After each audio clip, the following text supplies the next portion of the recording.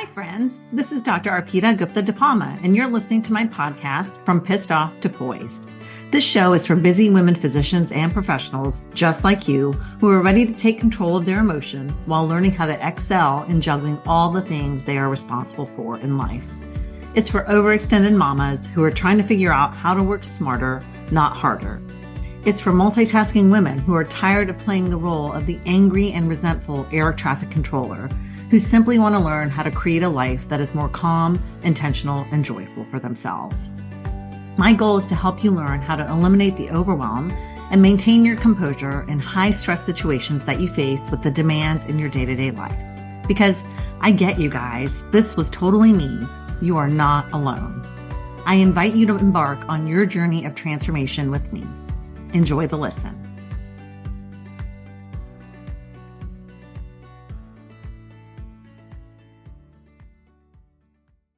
Hey there, friends. Welcome to episode 1, and thank you for joining me on this journey. I am going to teach you or try to teach you a little bit about anger and how it kind of can become all-consuming and how it can become our automatic go-to habit over time when that has really evolved into our way of handling things in life. And, without going into too much detail in the beginning about my story, I just want to let you guys know that I've been there and I've done that with regards to showing up angry, having all the emotions that come with it after the fact, the shame, the disappointment, the regret, and really want to give you guys some tips and tools on how we can start to first just build awareness. I always start by telling everybody in my talks and, my audience just that awareness is the key to making any change. And that's why I really like teaching people about this first. So I'm going to give you a little bit of background so you can kind of understand where I came from and what was happening in my life. Not too much detail right now. And then start diving into telling you more about anger and how it kind of shows up for us, how it becomes this little bit of an addiction in a sense, and how we can start to be a little bit more mindful of why we're showing up that way. So going back, as you know, I'm a physician. I'm a retired pediatrician. My husband is an interventional spine physician. We own our medical practice in Virginia, and things for my career path did not follow what I would have anticipated had you asked me back in residency. I knew back in residency that I only wanted to work 2 to 3 days a week so I could take care of the kids and be present as a mom as well. But had you told me that I would shift careers and stop practicing clinically altogether, I would be managing a medical practice, running building to house that practice, as well as taking care of all the kid things and showing up pissed off, angry, not happy every single day, I'd be like, what are you talking about? That's not me. I'm such a happy-go-lucky person. I'm fun. I enjoy being with people. And so I really wouldn't have pictured myself being a very angry, resentful, frustrated person. But that's what happened after we started our medical practice back in 2011. At that point in time, I had stopped working clinically due to an ultimatum to go full time. And I decided that I'd keep looking for something else part-time in peds.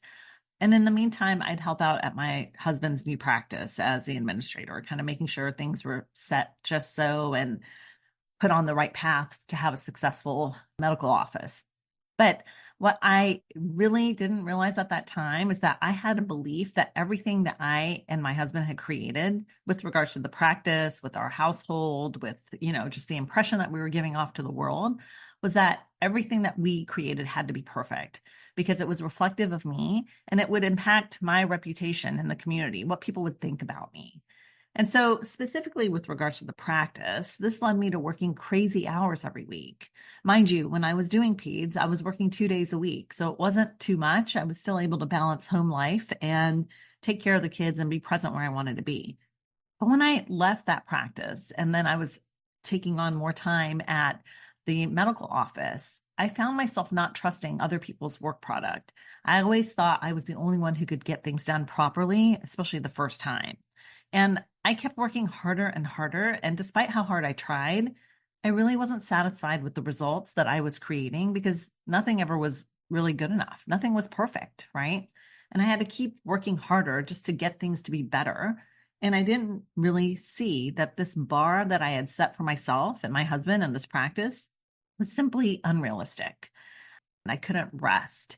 And these beliefs and these thoughts about how much we had to work, how hard we had to work, how it always had to be perfect really was taking a toll on me physically. This went on for like 10 years. And I can tell you, by the time I started to have some awareness about it and start making some changes, my blood pressure was through the roof. I'm slim, I'm pretty active, but this blood pressure was out of control. I was stressed. I was constantly in an activated state where we'll talk about where you sense this kind of buzzing in your body where you just can't relax and settle that glitter. I had headaches, I had body aches, I had trouble sleeping through the night because of all the urgent thoughts of the things that still had to get done, and I didn't want to forget them. I remember waking up multiple times and getting up and going and writing things down on my table because I was so stressed that by the time morning came, I would have forgotten what needed to be done. So unhealthy. I was always on edge. I was irritable.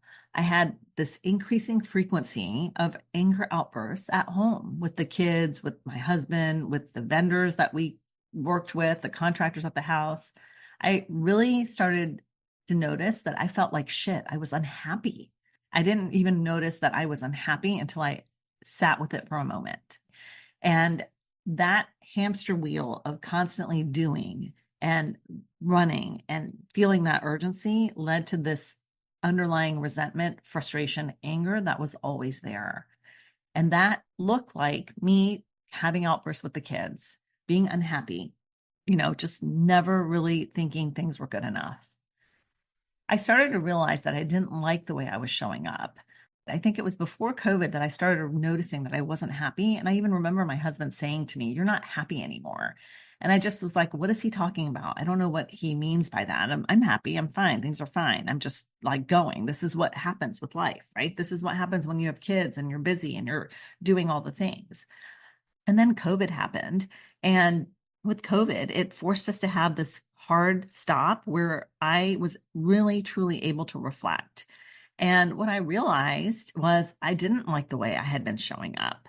And even though I realized I didn't like the way I was showing up, I still would be doing it.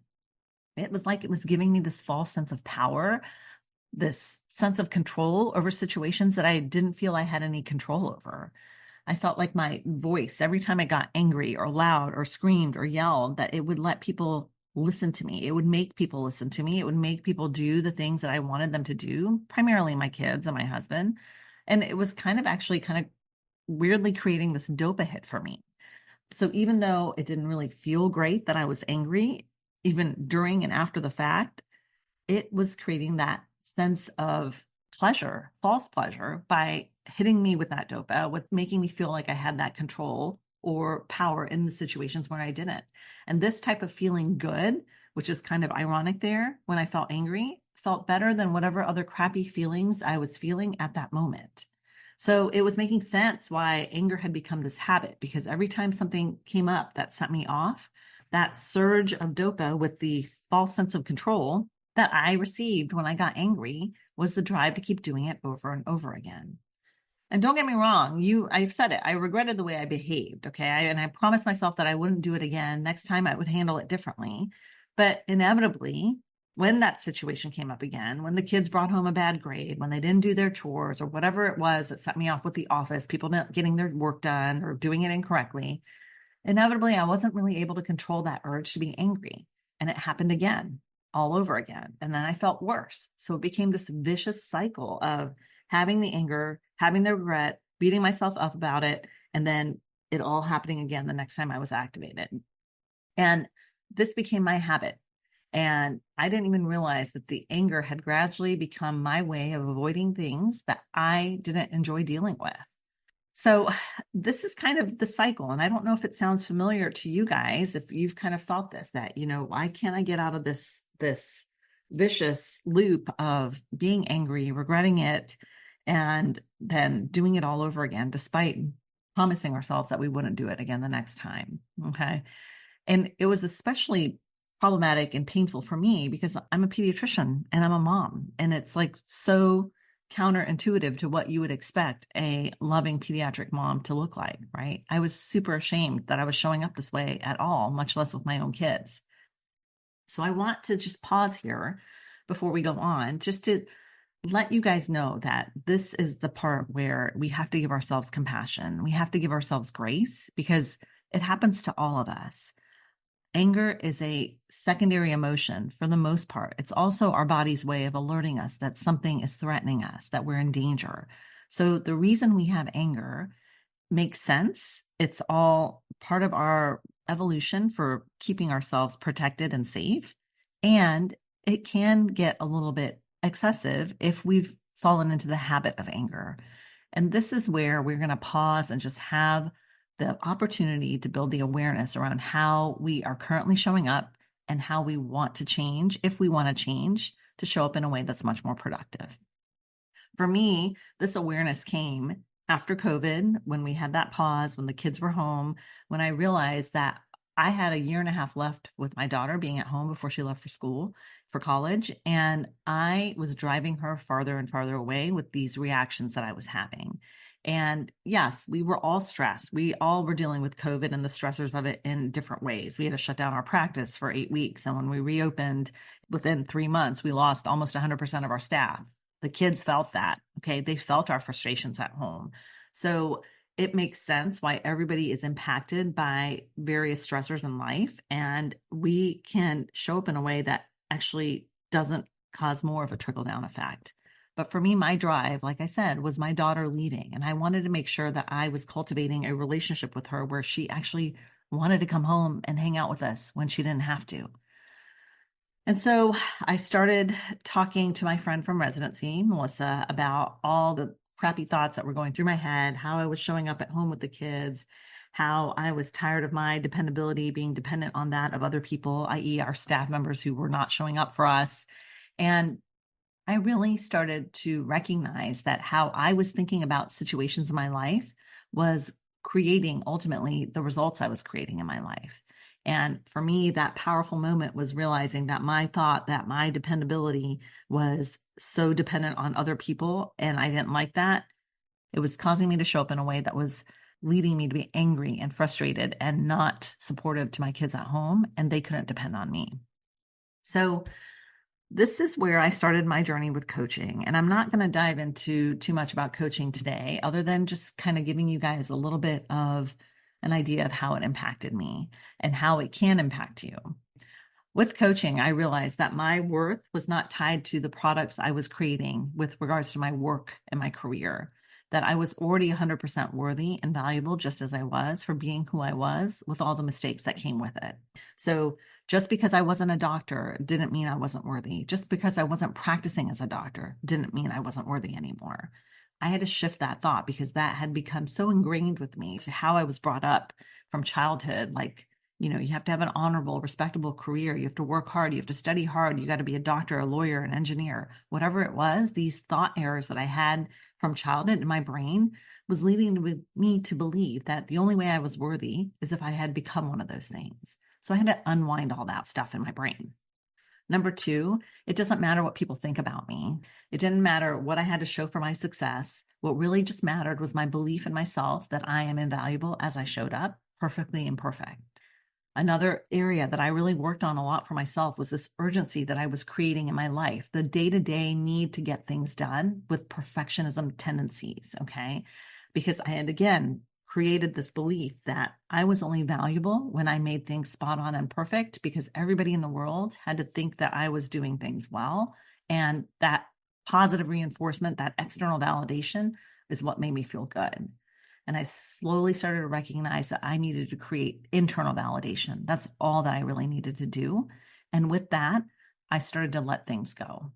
I started to learn that what mattered most was loving yourself first, taking care of yourself first, and allowing your crappy days to just be crappy without having to fix everything, because we're all human and we all make mistakes. And this transformation didn't happen overnight. It took time and practice, and I had to really practice being the observer of my own mind, noticing how I was choosing to think about things that I was facing each day in the world, and then deciding intentionally what viewpoint and perspective I wanted to take on that would no longer lead me down my usual path of anger. So I'm going to talk a little bit about anger itself. When anger is present for us, when we feel anger, it's usually because it feels better than some of the other crappy emotions that we're feeling. And so what do I mean by that with anger feeling better? Even though anger doesn't feel great, once we start feeling angry or we have anger reactions to situations in our life, we kind of know what to expect. We know what's coming next. We know how it ends up. And a lot of times, that comfort of the familiarity of anger is what becomes our go to, because some of the other emotions that we can feel, such as sadness, disappointment, shame, all the other negative ones, we don't always necessarily know what it's going to feel like. We don't know how bad it's going to feel, how long we're going to be stuck in it, any of those factors. And so once we've started jumping to anger instead to avoid those other emotions, we kind of get used to it and we just go with the path that's predictable. And this is how it becomes a learned habit over time when we have recurrent exposures to the things that tend to set us off. It becomes familiar, automatic, comfortable. It becomes this automatic neural pathway that gets stronger and stronger. And it's simply easier to do this than to feel any of those other negative emotions. And so that's why I talk about anger never being the most important emotion or the most relevant emotion, because it's really the very outer edge or the top layer covering up a much deeper feeling. And that much deeper feeling oftentimes is just fear, including the fear of feeling other negative emotions. I think we all are familiar that anger is nature's way of giving us an alert, of telling us that something is off, that we're under attack, or that there's some sort of threat. It's telling us to watch out for our safety. And this can be a normal, basic response because the brain is doing its job with regards to trying to keep us safe. And so we have jumped to anger as the alert system for us. And when we lose basic trust in other people, when we feel like people are not doing what they're supposed to be doing, when we feel like things are not going our way, it threatens our security. It threatens our survival in a sense. And that's how we start to go down that pathway that something is off. It's an indicator that something isn't right. But unfortunately, when this becomes out of proportion, and in today's day and age, the anger that we feel is a lot of times out of proportion to the actual issue at hand. There's not a face-eating bear coming to attack us, and we don't need to be angry to respond back. Anything that's in our environment, physical or emotional, is responded to with the same intensity. And that's where anger can become a hindrance, okay? Because when we are angry and it becomes a habit to get angry, we start to believe that the things that we are perceiving in our world are factual and true, even when they're not. We kind of get this skewed sense of reality.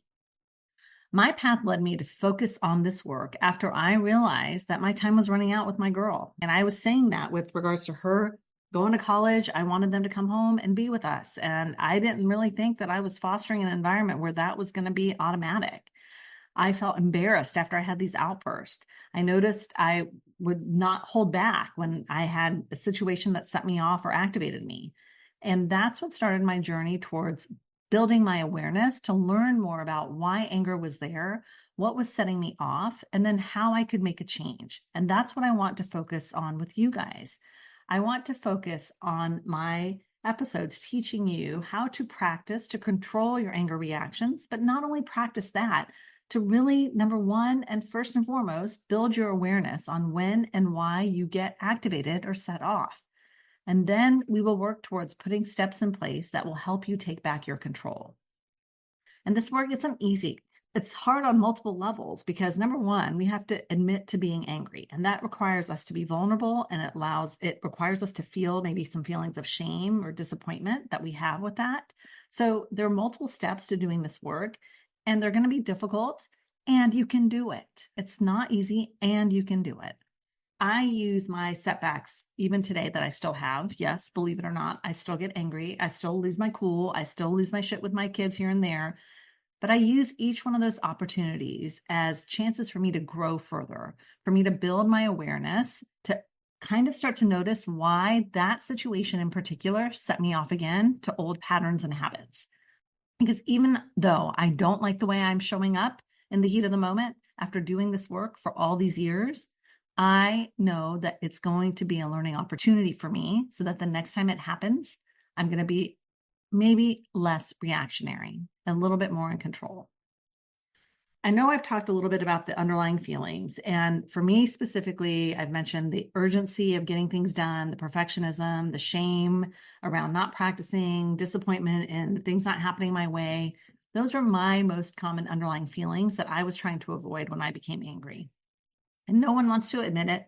We've talked about that. No one wants to admit that they're angry. Everybody's embarrassed and hopes the windows are closed so nobody could hear them yelling inside when they're standing outside on the sidewalk. And I'm going to just offer to you that the first step for you is just acknowledging that it's there and giving yourself love, compassion, and grace for doing that and being interested in making a change. I remember I had one client tell me that she was super scared of her own self because she was yelling at her husband and she could not believe how, quote, quote, demonic her voice sounded when she was yelling at him. It scared her. And so for her to be comfortable to tell me that story, to explain to me how she was feeling in that moment and how she was feeling now when she reflected back, really required her to be vulnerable and open and be willing to share. And so I commend you, and as I commended her, for being able to do that, for having the courage to say, something isn't good here. I don't like the way this is. I know I can do better. I'm going to admit that this is something I want to change. It's uncomfortable work. It can be super, super gratifying once you get it done. All right. You get to choose. Do you want to stay in the discomfort of having the anger reactions over and over? Or do you want to opt into the discomfort of doing the work, being vulnerable, and working through all the other emotions that are going to come with this work to get to a place where you're able to be your best self? I want to remind you that my goal with this podcast is to shed some light on why some of us have become so quick to anger and how we can start to build awareness around what is setting you off or activating you when you begin to head down those anger spirals so that you can be more intentional with how you want to show up rather than reactionary. So I want you to maybe spend some time thinking about the past week, maybe the past month, where you showed up angry and what the situation was and what you were thinking when that anger popped up for you. I'm also going to talk a little bit at the second half of this podcast series about time management, because one of the things I realized was that urgency or time scarcity sensation was really what was causing me to get angry at times. Like I had to hurry up and get everything done. And so I've also created this time management course where I want to share this with everybody, because once I figured out how to keep my things on my schedule and get things done and be realistic and kind to myself as well, I was able to honor all of the commitments I was making, including the commitments to myself. And it just felt so much more peaceful. I was in a much more relaxing space. This is how we're going to create a life of intention and joy. We're going to work on awareness, number one. That's your first step. That's your homework. All right. I look forward to hearing more from you guys next week. If this podcast is resonating with you, please share it with people who you think it might help, whoever you feel might really benefit from getting some tips on how to make a change. All right, take care, guys. We'll see you next week. I hope you enjoyed today's episode of From Pissed Off to Poised. Remember, transformation is a journey, not a destination, so enjoy the ride. Don't forget to subscribe, rate, and review From Pissed Off to Poised on your favorite podcast platform. Your feedback supports my mission to get this podcast out to help other women physicians and professionals like you on their path to creating a more peaceful life with more intention and more joy. I enjoy reading every message I get with your input and feedback on my journey, so keep them coming. And if you have a friend who might enjoy the listen, please share this episode and show with them. Lastly, if you want to learn more about my coaching programs and course offerings, check out my website at www.thoughtworkmd.com. Feel free to reach out to me to learn more about investing in yourself through one-to-one coaching so you can start living the life you've always wanted. This show is for general educational and entertainment purposes only. Life coaching is not a substitute for therapy or medical treatment.